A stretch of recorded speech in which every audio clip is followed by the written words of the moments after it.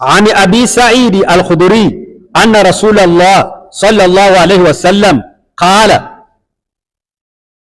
لا تكتبوا عني ومن كتب عني غير القرآن فليمحه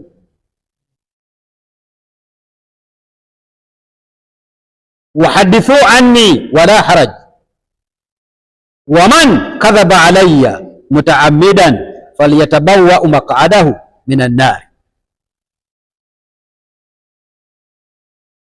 حديثي 300 nya nogira mujirabi kale nabbi agambe la takutubu anni temumpandikako temuwandika. Hadithi tezawandikwa ku mulembe gwa nabbi yaddeegi era senga yagirabako ze baali bawandise abalagira bazisangule. Nkulamusizaako nnyo mu linnya lya Mukama waffe Yesu Kristo, nkukulisizaayo ku kanisa gy'obadde olunaku lwaleero wonna gy'okuŋŋaanidde, Abakristo mu nsi yonna, abali mu nsi yonna abandaba, Katonda waffe yeebazibwe nnyo. Nammwe bajjama mbalamusizaako nnyo. Vidiyo eyo gy'ova okulaba ya muganda waffe Sheikh Swale Mubiru gwe baagaana obutaddamu kwogera ku nsonga ya Busiraamu kubanga yabateeka ku minzaani. Kaakati sooka ompulirize leero. Ensonga eno ya Mubiru bagiyita semusota guli mu ntamu. Omusota bwe guyingira mu ntamu, bw'okuba ng'oyagala kutta omusota ogenda kwasa entamu, temugenda kulya. Naye ate era omusota bw'oguleka mu ntamu kitegeeza temugenda kulya kubanga gujja kubaamu mu ntamu. Kati y'ensonga eno ya Mubiru gy'annyonnyola. Mubiru ng'omusajja omuyivu, va ku buyivu obw'Obusiraamu naye obuyivu buno obwa bulijjo. Bwe yatuula wansi n'atunulira hadiisi engeri gye zaayogera ku nabbi n'alaba nga ziswaza. Kati ki kye baagala okukola abayivu? Kwe kuvayo nga bagamba nti hadiisi nfu. Kati gwe Omukristaayo buli ova n'ozikootinga bakugambe nti nedda ezo hadiisi si ntuufu kubanga baakizuula nga zikola ki? Mu mulembe guno ziswaza.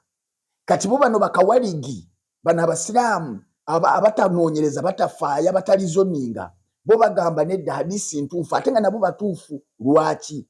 Kubanga bakitegeera nti tosobola kuyimiriza Obusiraamu okuva lw'osiramuka okutuuka lw'ofa n'ogenda mu jjana nga okola ebikolwa eby'Ekisiraamu ng'obikolera mu Qur'ani yokka. Ne Mubiru tasobola kukikola. Y'ensonga lwaki ne bw'abadde akootinga nga akuba hadiisi ate naye akootinza hadiisi n'agamba nti mutabani wa gundi yagamba bwe temumpandiikangako, nti nabbi yagamba temumpandiikangako. Eyo hadiisi gy'abadde akootinga. Okitegedde? Ng'akootinga hadiisi ng'egamba nti nabbi yagamba tompandiikangako. Okitegedde? Kaakati kitegeeza nti tosobola kuyimiriza Obusiraamu awatali hadiisi. Kati ate abategeevu balaba nti buli lwe tusoma hadiisi ziswaza nabbi. Ekyokulabirako mu hadiisi mwogenda okusanga nga nabbi agamba nti emmere bw'eba egudde wansi girondewo ogirye, ekitakola sensi mu mulembe guno. Mu hadiisi mwogenda okusanga nga nabbi agamba nti enswera bw'egwa mu kyayiwo munnyikemu emirundi mingi efootokeremu oginywe kubanga sayidi emu erina eddagala, sayidi endala erina obulwadde, ekitakola sensi. Mu hadiisi mwogenda okusanga bakugamba nti nabbi yafuna Aisha nga wa myaka 6 nga nabbi alina emyaka 5 n'amutwala ewuwe. Mbu bwe yali aweza emyaka 9 n'atandika okwegatta naye ng'omusajja bwegatta n'omukazi nga nabbi alina emyaka 5 mu 3 nga Aisha alina emyaka 9. Ekyo tekikola sensi. Kati ye Mubiru ng'omuyivu alaba ng'ekyo kiswaza. Era mu hadiisi ezimu ojja okusanga nga bakugamba nti nabbi olumu yeerootoleranga mbu yalinanga ekintu ekyajjanga ne kimukwata ne kimuggyako amagezi ge ag'okutegeera mbu n'atandika okuba nga abadde n'omukazi.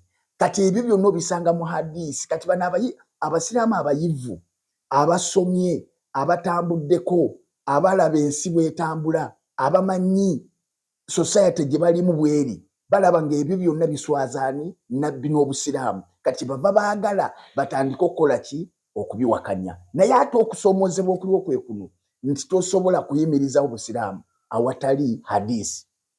Kubanga ebikolwa byonna bye mukola byonna ebisinga obungi mu Quran tebiriimu. Era naawe singa bakugamba nti yimirizawo obusiraamu ng'okozesa Quran, togenda kuyimirizawo obusiraamu ng'okozesa Quran.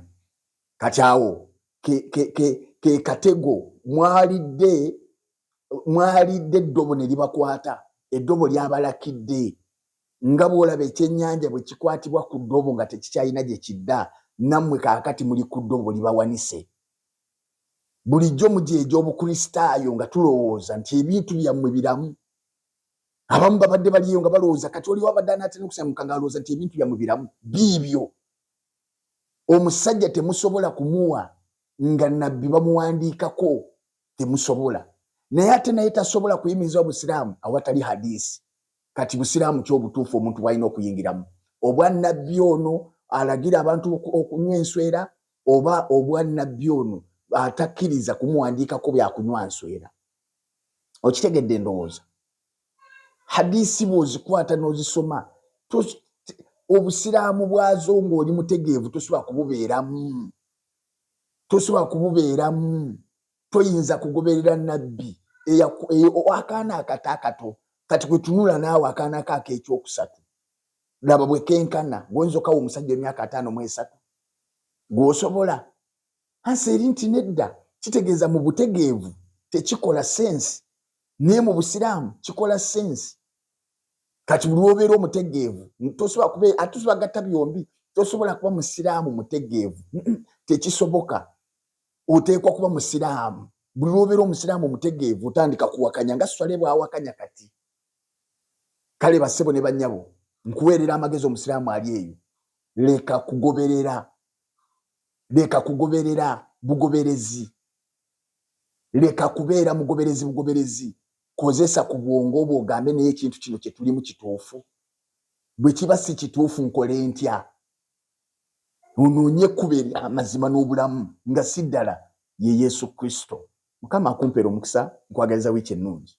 Tutandise tutyo leero.